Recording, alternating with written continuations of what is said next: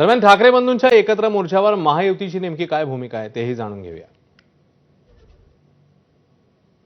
महाराष्ट्र सरकार काम कर रही है, हमारी और मुख्यमंत्री जी, हमारे शिक्षा मंत्री, इनके साथ बैठक हुई है।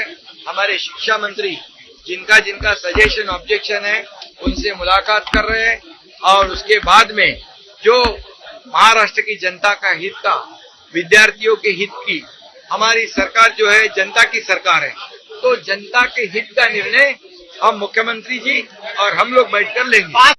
दोन मोर्चे आहेत।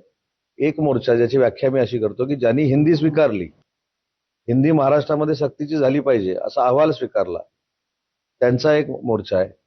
आणि एक मोर्चा जो आहे तो राजसाहेबांनी त्यांची एक भूमिका मांडलेली आहे म्हणून मोर्चा आहे। ते यांच्या मोर्चात जात आहेत, हे त्यांच्या मोर्चात जातात, तर आपण वेट अँड वॉचची भूमिका ठेवू, बघू। मी तर म्हणेन ते दोघं किंवा अजून कोणी हे सगळे गैरसमजाचे बळी आहेत।